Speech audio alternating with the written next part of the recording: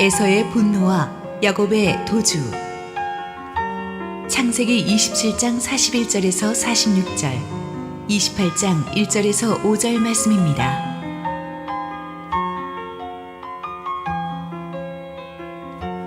그의 아버지가 야곱에게 축복한 그 축복으로 말미암아 에서가 야곱을 미워하여 심중에 이르기를, 아버지를 곡할 때가 가까웠은즉 내가 내 아우 야곱을 죽이리라 하였더니, 맏아들 에서의 이 말이 리브가에게 들리매 이에 사람을 보내어 작은 아들 야곱을 불러 그에게 이르되, 내 형 에서가 너를 죽여 그 한을 풀려 하니, 내 아들아, 내 말을 따라 일어나 하란으로 가서 내 오라버니 라반에게로 피신하여 내 형의 노가 풀리기까지 몇 날 동안 그와 함께 거주하라. 내 형의 분노가 풀려 내가 자기에게 행한 것을 잊어버리거든 내가 곧 사람을 보내어 너를 거기서 불러오리라. 어찌 하루에 너희 둘을 이르랴. 리브가가 이삭에게 이르되, 내가 햇사람의 딸들로 말미암아 내 삶이 싫어졌거늘 야곱이 만일 이 땅의 딸들 곧 그들과 같은 햇사람의 딸들 중에서 아내를 맞이하면 내 삶이 내게 무슨 재미가 있으리이까.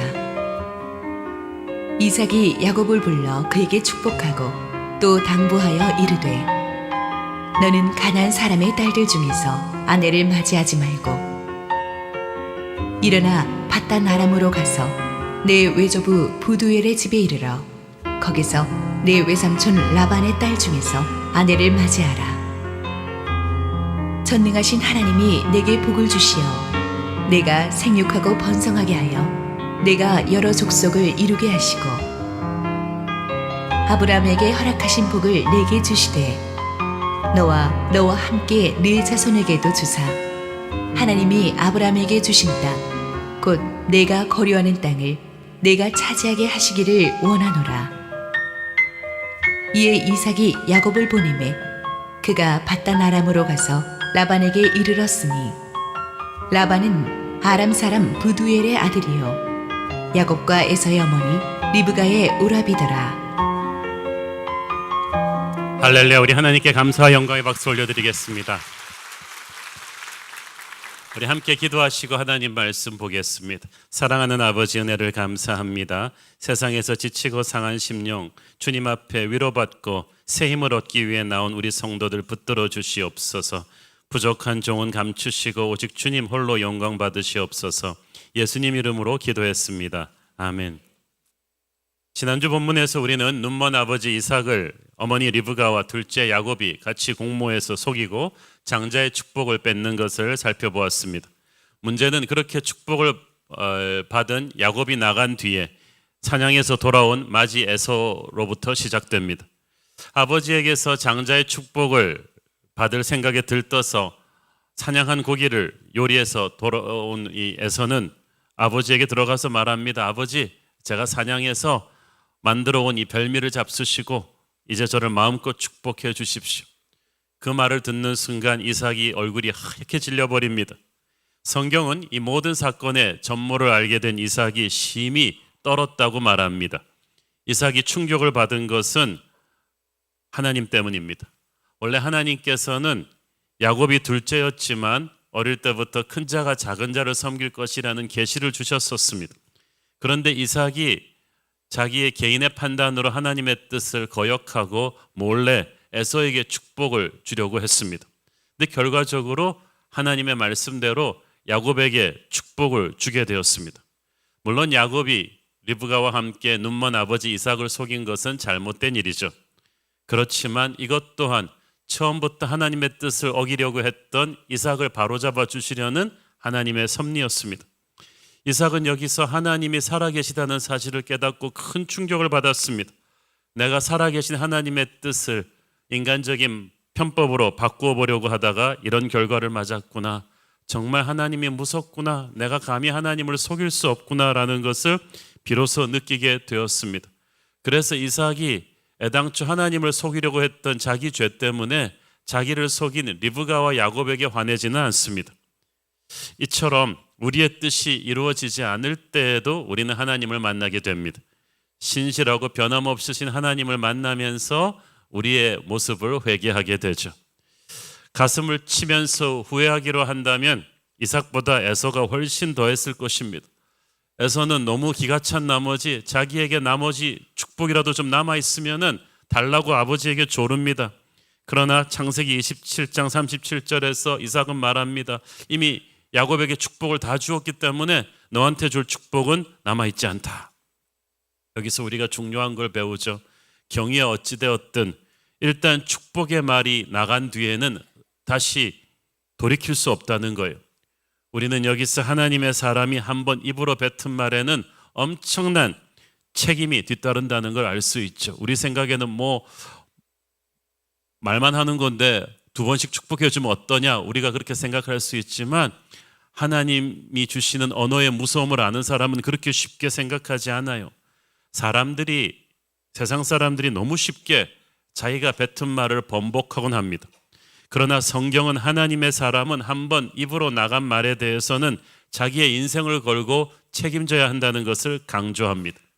비록 이삭이 야곱에게 속아서 해준 축복이지만 한번 입으로 뱉었기 때문에 이제 그 축복은 하나님의 뜻이 역사하는 도구가 될 것입니다. 하나님께서 말씀으로 세상을 창조하시고 세상을 운영하시고 그 말씀의 권세를 하나님의 자녀들에게도 주셨습니다. 그래서 네 입에서 들리는 대로 내가 행하리라고 하셨어요. 그러므로 하나님의 자녀가 입으로 뱉은 말을 돌이킬 수 없어요. 그래서 정말 성령 충만한 상태에서 소금을 고른 것 같이 말해야 되는 것입니다. 불평과 원망의 말이든 여러분이 감사와 믿음의 말이든 입술에서 뱉은 말은 반드시 하나님이 역사하십니다. 그 말이 변화의 현실이 되게 하시고 하나님의 역사가 이루어지는 도구가 될 것입니다. 축복을 빼앗긴 에서는 대성통곡을 합니다. 창세기 27장 36절 에서가 이르되 그의 이름을 야곱이라 함이 합당하지 아니하나이까 그가 나를 속임이 이것도 2번째니이다. 전에는 나의 장자의 명분을 빼앗고 이제는 내 복을 빼앗았나이다. 또 이르되 아버지께서 나를 위하여 빌 복을 남기지 아니하셨나이까. 그 이름이 야곱이라 부름이 합당하다. 야곱은 약탈자, 속임수로 빼앗는 자란 뜻이죠. 그 아이 인생이 진짜 그렇지 않냐 그러면서 벌써 2번이나 내 축복을 빼앗았다고 떼굴떼굴 구릅니다.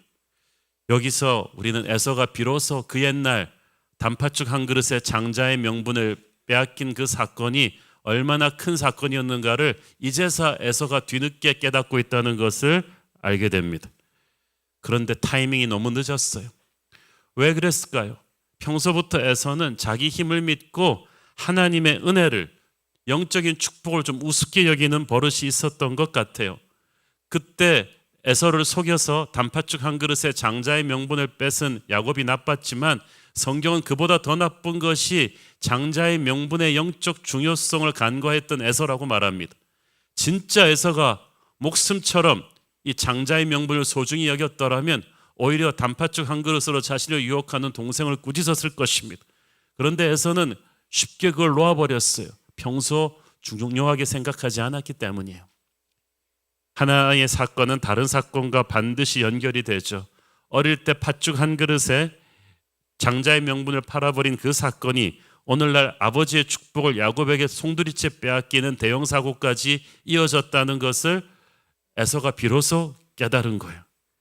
뒤늦게 후회하는 에서를 보면서 저는 마태복음 25장에 나오는 어리석은 5 처녀의 비유가 생각이 납니다.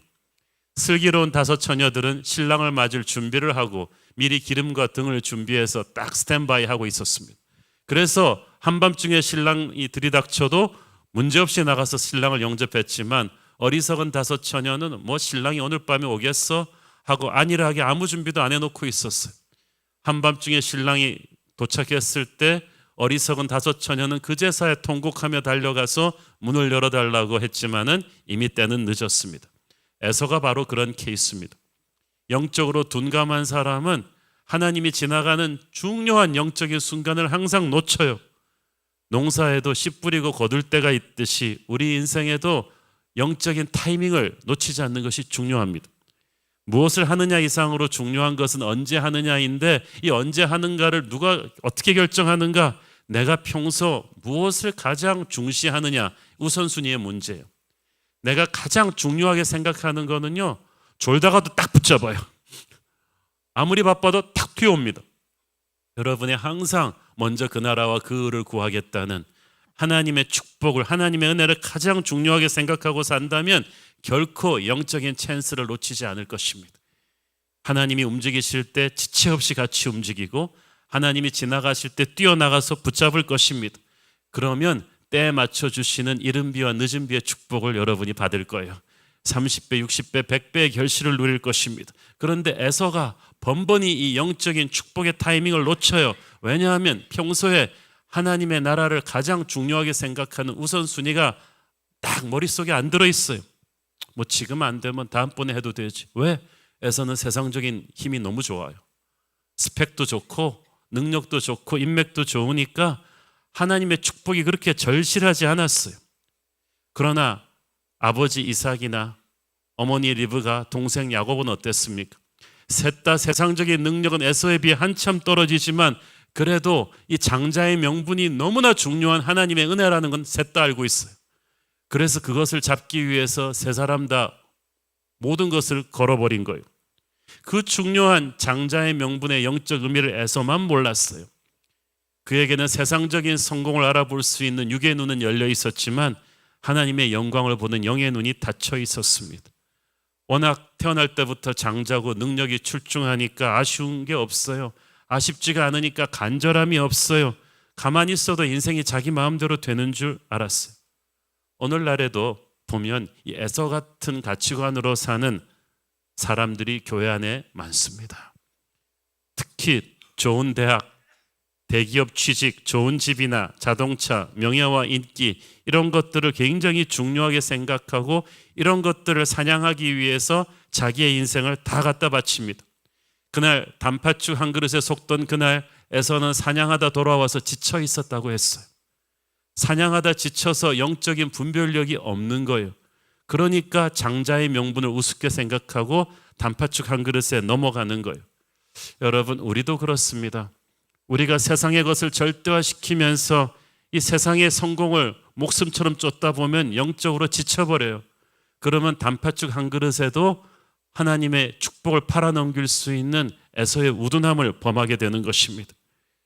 우리는 그래요. 영적인 분별력을 그렇게 잃어버린 사람들은, 사냥하다 지쳐 돌아온 사람들은 정말 중요한 것이 무엇인지 몰라요. 진짜 중요한 사람은 안 만나고 별로 중요하지 않은 사람과 만나고 다녀요. 진짜 중요한 곳에는 가지 않고 덜 중요한 곳에는 부지런히 다닙니다. 이런 에서 같은 사람들은 교회는 나오지만 하나님을 제한해요. 세상적 성공의 기회가 보인다 싶으면 득달같이 달려가지만 은혜 받는 자리는 뭐 오늘 안 되면 내일도 있겠지, 차일피일 미루면서 나오지 않아요. 하찮은 세상의 일에는 그렇게 목숨 걸면서 정말 중요한 영혼을 위해서는 투자하지 않아요. 등한시합니다. 얼마나 안타까운지 모릅니다. 예수님께서는 천국은 침노하는 자가 빼앗는다고 하셨습니다. 왜 빼앗깁니까? 은혜를 가볍게 생각하는 에서 같은 사람들이 빼앗기는 것입니다. 목숨을 걸고 은혜 받겠다고 달려드는 야곱 같은 예배자, 하나님의 은혜가 아니면 나는 소망이 없다는 연약한 사람들, 그래서 영적인 목마름을 가지고 먼저 그 나라와 그 의를 구하겠다는 목숨 걸고 달려드는 야곱 같은 예배자들에게 하늘의 축복을 빼앗기는 것입니다. 신약시대의 유대인들이 이방인들에게 예수님의 복음의 은혜를 빼앗긴 것처럼 여러분, 세상 그 무엇보다도 하나님의 나라를 소중하게 생각하십시오. 그렇지 않으면 여러분도 에서처럼 이 영혼의 축복을 빼앗길 수도 있어요. 에서는 뒤늦게 아버지 이삭에게 축복해달라고 소리 높여 울지만 이미 기차 떠나버렸어요. 모든 것이 돌이킬 수 없게 되었는데 마지못해서 이삭이 에서를 축복하는 장면이 나오는데 이 이삭이 에서에게 마지못해 주는 이 축복이 성경에 나오는 가장 썰렁한 축복 중에 하나가 됩니다. 이게 축복인가? 한번 보세요. 창세기 27장 39절 40절 보세요. 그 아버지 이삭이 그에게 대답하여 이르되 네 주소는 땅의 기름짐에서 멀고 내리는 하늘 이슬에서 멀 것이며 너는 칼을 믿고 생활하겠고 네 아우를 섬길 것이며 네가 매임을 받을 때에는 그 멍에를 네 목에서 떨쳐버리리라 하였더라. 진짜 썰렁하죠? 썰렁한 정도가 아니라 아주 싸늘하죠. 쉽게 말해서 에서 너와 네 후손들은 고생은 죽어라고 하고 결실은 누리지 못할 것이다. 너희 후손들은 항상 물리적인 힘을 사용해서 죽고 죽이는 폭력의 역사를 살게 될 것이다. 그렇지만 그 물리적인 힘이 아무리 강해도 너희 자손들은 은혜로 사는 야곱의 후손들을 당해내지 못할 것이다. 결국 그들을 섬기면서 살게 될 것이다. 여러분, 에서 후손들의 운명이 그래요. 하나님의 가문에서 태어났으면서도 하나님의 것을 소중하게 생각하지 않고 세상의 사냥꾼이 되려고 했던 사람들은 은혜의 원리가 아닌 전쟁의 원리로 살아야 합니다. 자기 힘으로 피나게 경쟁하면서 사는데 나중에 결과물은 별로 없어요. 그런데 그렇게 몸부림치며 노력해도 하나님의 은혜로 사는 야곱같이 연약한 사람들을 당해낼 수가 없게 되는 거예요. 세상에서 제일 강한 사람들이 은혜 안에 있는 사람들인 줄 믿습니다.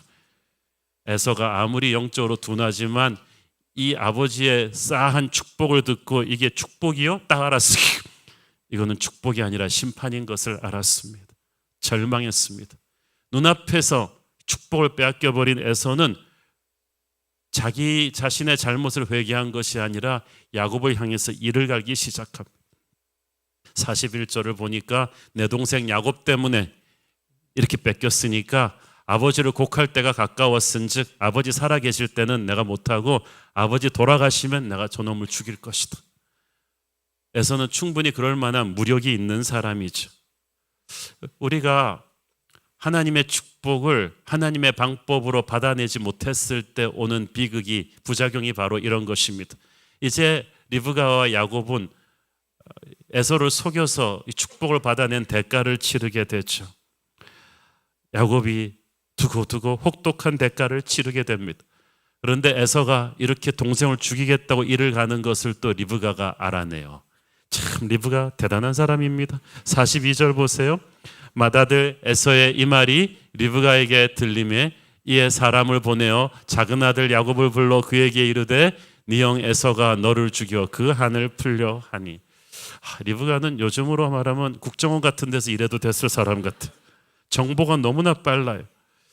그래서 야곱을 불러가지고 형의 복수의 칼을 피해 집을 떠나게 합니다. 반짝이는 게 다 금이 아니라고 했어요. 야곱은 어떻게든 속임수를 써서 축복을 받으면 끝난다고 생각했지만 이게 끝이 아니라 이제 고통의 시작이었습니다. 이제 형의 칼날을 피해서 홀로 집을 떠나 도망해야 되는 도망자의 삶을 살게 되죠. 그뿐 아니라 자기가 도망간 외삼촌의 집에서 자기보다 더 사기 잘 치는 외삼촌한테 또 속고 훗날 커서는 또 아들들에게 속아서 아들 요셉을 노예로 팔아넘긴 다음에 아버지는 죽었다고 거짓말하는 아들들에게 또 평생 속게 되죠.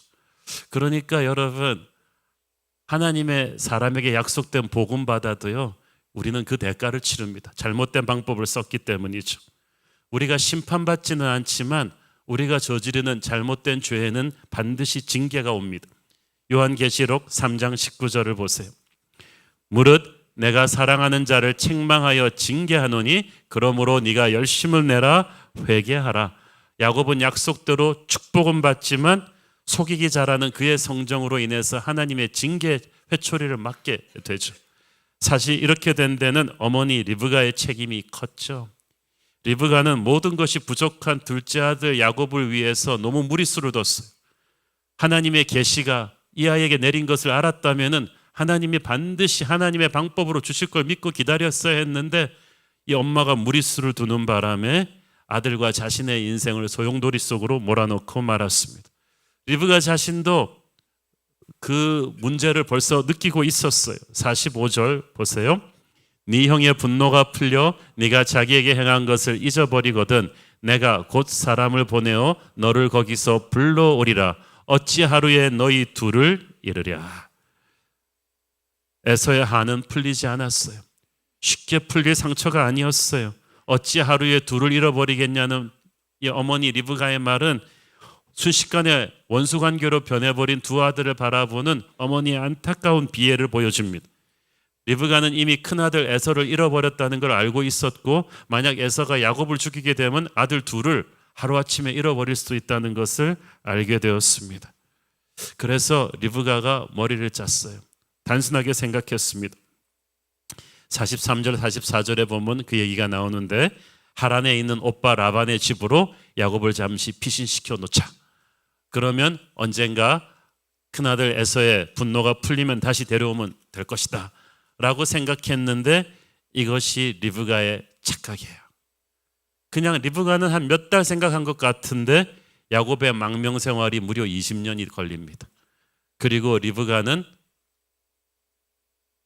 곧 세상을 떠나게 돼요. 그러니까 그토록 사랑했던 야곱이 잘 되는 걸 보지 못하고 이 야곱과 리브가 모자는 이제 영원한 생이별을 하게 되는 거예요. 아마도 리브가는 죽는 날까지 눈물로 야곱을 그리워하면서 보냈을 것입니다. 아버지 이삭은 또 어떻습니까? 아버지 이삭은 그 후로 40년을 더 사는데요. 그래서 야곱을 나중에 다시 보기는 하지만 그것도 20년 뒤의 일이죠. 서로 속고 속였던 아내 리브가와의 부부관계는 어땠을 것 같습니까? 정말 싸했을 것입니다. 집에 있는 아들 에서와는 또 어땠을 것 같습니까?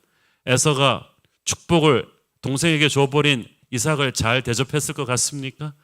이삭은 평생 또 사나운 에서의 눈치를 보면서 살아야만 했을 거예요. 한마디로 믿음의 가정이 완전히 콩가루가 된 거예요. 왜? 축복을 잘못된 방법으로 취하려 했던 사람들 때문에, 서로 정직하지 못했던 가족 구성원들 때문에 믿음의 가정이 분열된 거예요. 하나님의 사람도 이렇게 실수할 수는 있죠. 그러나 대가를 치르죠. 실수를 저지르고도 대가를 치르지 않는다면 우리는 아마 계속해서 같은 실수를 반복할 것입니다. 그래서 하나님께서 반드시 실수를 통해 대가를 치르면서 우리의 인격을 연단하십니다. 우리의 인격이라는 건요, 실패와 좌절을 통해서 만들어지는 거예요. 대가를 치르면서 회개하게 되고 옛사람이 부서지고 인품이 성숙해집니다. 그러므로 모든 실수가 실패를 의미하지는 않아요. 대가를 치르고 고통을 겪으면서 인품이 성숙해지면 훗날 받을 축복을 담을 수 있는 그릇이 될 것입니다.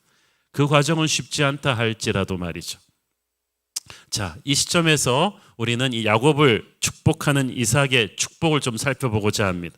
첫째는 장자에게 주는 믿음의 가문의 계승자 축복이에요. 이것은 지난 주일에 우리가 다루지 못했던 부분입니다.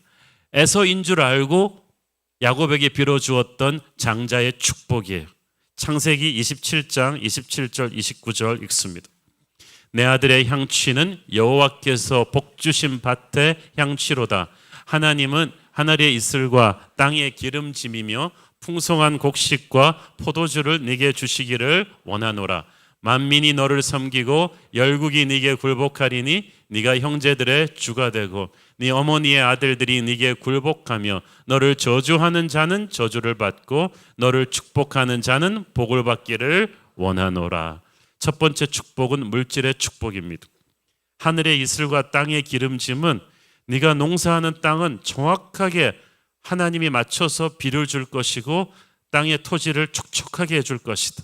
이로 인해서 항상 풍성한 곡식과 포도주를 얻을 것이라는 하나님의 선포예요. 우리는 여기서 물질적인 축복도 인간의 힘만으로 얻어지는 것이 아님을 배우죠. 우리가 열심히 노력해야죠. 그렇지만 노력한다고 다 복을 받는 건 아니에요. 아브라함이나 이삭이 안간 힘을 써서 노력하지 않았습니다. 돈 벌려고. 그런데 하나님이 주시는 신비한 축복이 CEO 아브라함과 CEO 이삭에게 계속 있었어요. 야곱한테도 그래요. 항상 주변은 흉년인데 이삭에게는 100배의 결실이 와요. 경제가 요즘 굉장히 안 좋죠. 그렇지만 하나님께서 하나님의 자녀된 여러분에게 주시는 특별한 은혜가 있기를 축원합니다. 두 번째 축복은 영향력이죠. 야곱은 만민의 섬김을 받고 열국의 굴복을 받을 것이라고 했어요. 아무리 물질의 축복을 받아도 사람들에게 존경과 사랑을 못 받으면 그 인생은 비참합니다. 그렇지 않아요? 돈은 많은데 욕만 먹고 다닌다. 그것은 여리고의 세리장 삭개와 똑같은 거예요. 그런데 아브라함에게 주셨던 축복 중에서 이삭의 이 축복에 언급된 유일한 부분이 이 사람에 대한 거예요. 세 번째는 하나님의 보호하심의 복이죠. 너를 저주하는 자는 저주를 받고 너에게 복을 베푸는 자는 복을 받을 것이다.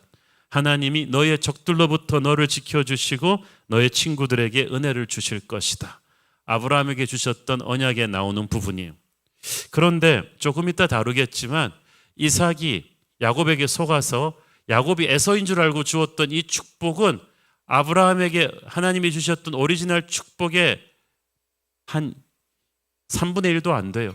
굉장히 불완전한 축복. 이건 마치 하나님이 어떻게 축복을 좀 제한을 걸고 브레이크를 걸고 이삭을 통해서 야곱에게 주신 것과 같습니다. 그 이유를 우리가 조금 이따 살펴보겠습니다. 자, 이제 두 번째 축복은 야곱을 이제 먼 타향으로 떠나보내면서 하는 축복이에요. 28장 3절 4절 보겠습니다. 전능하신 하나님이 네게 복을 주시어 네가 성육하고 번성하게 하여 네가 여러 족속을 이루게 하시고 아브라함에게 허락하신 복을 네게 주시되 너와 함께 네 자손에게도 주사 하나님이 아브라함에게 주신 땅 곧 네가 거류하는 땅을 네가 차지하게 하시기를 원하노라. 자, 여기서 중요한 것은 첫째, 전능하신 하나님이 네게 복을 주신다는 대목이에요. 복은 이삭이 선포하지만 하나님이 주십니다. 복의 근원은 하나님이세요. 모든 복은 made in heaven이에요. 천국산이에요. 사람의 손에 배달될 수는 있어도 그 복의 근원은 하나님이세요. 우리가 하나님의 자녀가 되어 기도할 때 그 복의 근원이 강림하시는 것입니다. 하나님을 떠나서는 그 어떤 복도 없습니다. 우리에게 복 주시는 하나님이 전능하십니다. 아무리 사랑이 많아도 힘이 없으면 복을 줄 수가 없는데 하나님은 전능하세요. 그러므로 전능하신 하나님이 복 주시는 인생은 참으로 지켜볼 만한 인생이 될 것입니다. 하나님을 기대하십시오. 자, 그런데 한 가지 주목할 것은 하나님으로부터 오는 복이 아브라함이라는 배달꾼을 통해서 온다는 거예요. 아브라함에게서 흘러나가요. 아브라함에게 허락하신 복을 네게 주시되. 이 대목이 정말 중요해요. 이삭이 야곱을 떠나보내면서 하는 축복이 전에 야곱이 에서인 줄 알고 이삭이 착각해서 주던 축복과 확연히 달라진 게 있다면 이거예요. 아브라함에게 허락하신 축복을 공식적으로 이삭이 언급해 준 것입니다. 아브라함에게 믿음의 조상 아브라함에게 주신 축복이 크게 두 가지인데 첫째는 후손의 축복이죠. 네가 생육하고 번성하게 하여 네게 여러 족속을 이루게 하실 것이다. 너의 자손이 하늘의 별같이 바다의 모래알처럼 번성케 될 것이고 너는 열방의 아버지가 될 것이다. 여러분, 하나님으로부터 축복받는 사람은 수많은 사람들을 이끌게 돼요. 사람의 영향력을 가지게 될 것입니다. 또 다른 아브라함의 축복은 땅의 축복입니다. 하나님이 아브라함에게 주신 땅, 곧 네가 거류하는 땅을 차지하게 하시기를 원한다. 네가 약속의 땅의 주인이 될 것이다. 우리나라 땅값 비싸죠. 그래서 그런지 노른자 땅을 사서 이 부동산 투기하려는 사람들이 참 많습니다. 그런데 사실 세계의 역사가 땅 따먹기 역사입니다. 다들 군대를 동원하고 정략과 술수를 동원하고 돈을 이용해서 농사 잘 되는 땅, 천연자원이 묻혀 있는 땅, 그리고 교통의 요충지 땅을 한 뼘이라도 더 차지하기 위해서 항상 치고받고 싸워요. 하나님의 백성들에게 있어서도 땅이 정말 중요해요. 그 당시 농경 목축 문화잖아요. 땅은 그들이 먹고 살 수 있는 기반이었고 기업이었고 꿈을 펼칠 수 있는 장소였고 적으로부터 그들을 지켜주는 울타리였어요. 그런데 이 땅을 차지한다는 것이 단순히 그 땅을 빼앗는다는 뜻이 아니라 그 땅의 풍성함을 누리는 온전한 땅의 주인이 된다는 뜻입니다. 그래서 이 땅의 축복이 너무나 중요한데 아브라함에게 사람의 축복과 함께 이 땅의 축복이 왔어요. 여러분에게 사람의 축복과 이 땅의 축복이 오기를 바랍니다. 자, 그런데 이 이삭이 야곱에게 빌어준 이 아브라함의 축복이 지난 장에서 에서인 줄 알고 야곱에게 속아서 빌어준 축복과는 비교도 안 될 정도로 풍성합니다. 완전히 업그레이드 되었어요. 왜 그랬을까? 아까 제가 말씀드렸죠. 첫 번째 축복은 마치 하나님이 브레이크 건 것처럼 굉장히 진짜 오리지널 아브라함의 축복의 3분의 1도 안 되는 그런 어정쩡한 축복이 나간 까닭, 그것은 그때 이삭의 가정이 거짓과 불신으로 가득 차 있었기 때문이에요. 이삭은 아내 리브가와 작은 아들 야곱을 속이고 몰래 에서에게 축복을 주려고 했고 하나님의 계시를 어긴 거죠. 이에 맞서서 아내 리브가와 야곱도 또 아버지를 속여서 그 축복을 강탈하려고 했고, 그래서 그런지 가족 구성원이 불신과 거짓으로 가득 차 있어요. 그러니까 하나님의 뜻이 이루어지긴 했지만 성령께서 기쁘게 역사하시지 못하는 거예요. 이삭이 이렇게 부정직한 건강하지 못한 영적인 상태에서 축복할 때 아브라함의 축복을 성령께서 100% 전달하시지 않았습니다. 진리의 영이신 성령께서 기뻐하시지 않아요. 그러나 이제 모든 것이 다 드러난 지금은 다릅니다. 이삭은 이제 더 이상 에서인 줄 착각하고 야곱을 축복하지 않아요. 야곱을 떠나보내면서 이제 이삭은 야곱의 얼굴을 정확하게 보면서 야곱의 이름을 부르면서 축복합니다. 자기를 속인 야곱이었지만 이삭은 이 문제의 근원이 애당초 하나님의 뜻을 반하려 한 자기 죄임을 알고 회개했어요. 그래서 이제는 회개한 심령으로 모든 것이 거짓이 없는 진실한 상태에서 축복합니다. 그러니까 눈멀고 병든 이삭이었지만 성령께서 그를 통해 100% 기쁘게 역사하셨어요. 그래서 믿음의 조상 아브라함에게 약속된 모든 축복이 두 번째 축복에는 그대로 담겨서 흘러간 거예요. 이걸 보면 리브가와 야곱이 참 성급했다는 생각을 우리가 떨쳐버릴 수 없죠. 가만히 있었어도 하나님께서 야곱에게 약속된 축복이 에서에게 가지는 않으셨을 거예요. 아브라함의 이삭의 입술을 딱 막아가지고 속이지 않았더라도 에서에게 그 축복이 가게 하진 않았을 텐데 그들은 하나님을 믿지 못해서 아버지를 속이는 무리수를 뒀습니다. 그래서 축복은 받지만 두고두고 인생이 아주 처절한 고통을 겪게 되죠. 결론, 하나님의 축복은 하나님의 방법으로 받을 것을 믿으십시오. 여러분이 무리수를 두면 반드시 사고가 생기죠. 오늘의 본문을 다루면서 우리가 마지막으로 다루고 싶은 중요한 포인트가 있습니다. 믿음의 가정을 이루는 결혼이 얼마나 중요하냐는 거예요. 아브라함의 축복과 약속이 계승되기 위해서 조건이 하나 있는데 그 축복의 계승자는 반드시 믿음의 아들이어야 한다는 거예요. 아브라함에게 많은 아들이 있었어요. 7명이 넘게 있었어요. 근데 이 축복을 계승한 사람은 약속의 아들 이삭뿐입니다. 그리고 이삭은 그렇게 물려받은 축복을 장자 에서가 아닌 야곱에게 물려주게 되었어요. 첫째, 야곱을 하나님이 선택했고, 둘째, 야곱에게는 이 영적인 축복의 소중함을 알아보는 믿음이 있었기 때문이에요. 2대째, 3대째 예수 믿는 집안에서 태어나는 것만으로는 되지 않아요. 믿음의 집안에서 태어나서 자신의 믿음이 있어야 돼요. 야곱은 자신의 믿음이 있었어요.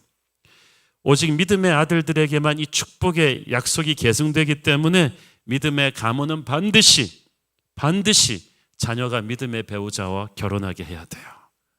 창세기 28장 1절 2절 읽습니다.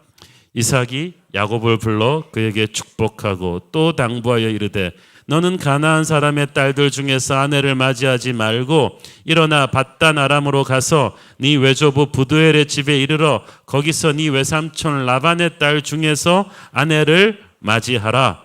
자, 이삭이 야곱에게 아브라함의 축복을 빌어주기 전에 뭐부터 당부합니까? 너 믿음의 딸이랑 결혼해. 그 말은 무슨 말이에요? 믿음의 딸과 결혼해서 경건한 가정을 이루지 않으면 그 다음에 오는 아브라함의 축복을 담을 수가 없어요. 근데 너무나 많은 사람들이 이 원칙을 몰라요. 다들 아브라함의 축복은 받기 원하는데 이 믿음의 가문의 믿음의 결혼이라는 그릇을 만들지를 않아요. 형 에서가 결정적인 영적인 실수를 2번 했는데 하나는 단팥죽 한 그릇에 장자의 명분을 판 사건이죠. 그런데 성경은 그 이상으로 중요한 미스테이크를 하나님 안 믿는 해촉석의 딸들과 결혼한 것이라고 합니다. 그때부터 부모의 마음에 근심이 되었다고 했죠. 부모의 마음에 근심이 되면서 하늘아버지의 마음에 근심이 되었습니다. 에서의 잘못된 결혼은 그의 영적인 운명을 무너뜨리기 시작한 거예요. 나중에서야 에서는 자신의 잘못을 깨닫고 이스마엘의 딸과 결혼해서 아버지를 기쁘게 하려고 하지만 항상 에서는 뒷북을 치다가 때를 다 놓쳐버리고 말죠. 오래전 할아버지 아브라함도 이 믿음의 결혼이 얼마나 중요한 걸 알고 아들 이삭의 배필을 주변의 수많은 가나안 부족들의 딸과 하지 않고 멀리 고향으로 종을 보내서 며느리감을 찾아오지 않습니까? 사실 정략적인 결혼으로 하자면 주변에 가나안 부족들 잘 나가는 CEO들 딸과 결혼시키는 게 아브라함에게도 좋았을 거예요. 그러나 그런 세상적인 생각으로 아브라함은 결혼시키지 않았어요. 이삭도 마찬가지입니다. 오늘 본문에서 야곱 떠나보내면서 가나안의 딸과 결혼하지 마라. 반드시 믿음의 딸과 결혼하라. 그리고 이 아브라함의 축복을 받으라고 말합니다. 청년 여러분, 결혼을 쉽게 생각하지 마십시오. 반드시 믿음의 배우자와 결혼하셔야 돼요. 결혼 정년기에 자녀된 부모님들 반드시 자녀를 믿음의 배우자와 결혼시키세요. 제 말을 허투루 듣지 마세요. 저는 이 원칙을 어겨서 무너져버린 믿음의 가정들, 불행해져 버린 사람들을 너무나 많이 알고 있습니다. 세상적인 결혼을 해서 실패했던 분들, 그렇게 안타깝게 돌싱이 된 분들 지금도 늦지 않았습니다. 여러분이 다시 한번 회개하고 하나님 앞에서 시작해서 믿음의 배우자와 다시 만나서 새로운 가정을 이룰 꿈을 꾸기를 바랍니다. 하나님을 잘 믿는 청년들이 교회 안에 많이 없어서 어렵다고 말씀들 합니다. 그렇죠. 아브라함도 이삭도 어려웠죠. 오직 없으면 멀리 800km 넘어 떨어진 곳에 사람 보내서 데려왔겠어요? 여러분이 아브라함 이삭처럼 어렵지는 않았어요. 어떤 경우에도 이 원칙을 타협하지 않겠다고 결심하시고 지금부터 자녀의 배우자를 위해서 기도하기 시작하십시오. 하나님이 반드시 인도하실 것입니다. 요즘 많은 청년들이 결혼하기 싫어하고 아이 낳기 싫어합니다. 아이 키우는 것이 자기 커리어 만드는 데 방해가 되고 시간과 재정이 엄청나게 들어가기 때문이라고 합니다. 나홀로 자유롭게 살겠다는 트렌드가 강한데 이것은 성경적인 생각이 아닙니다. 왜냐하면 성경의 축복은 항상 가문의 축복이에요. 하나님의 축복이 내 대에서 끝나는 게 아니에요. 나의 다음 세대로 흘러가는 거거든요. 하나님이 딱 여러분을 보실 때 여러분만 보는 게 아니라 아브라함의 하나님, 이삭의 하나님, 야곱의 하나님을 보시는 거예요. 복이 당대로 끝나는 게 아니에요. 아브라함에게서 이삭으로 오고 이삭에게서 야곱으로 갈 때 복이 계승되는 것만 아니라 확산이 돼요.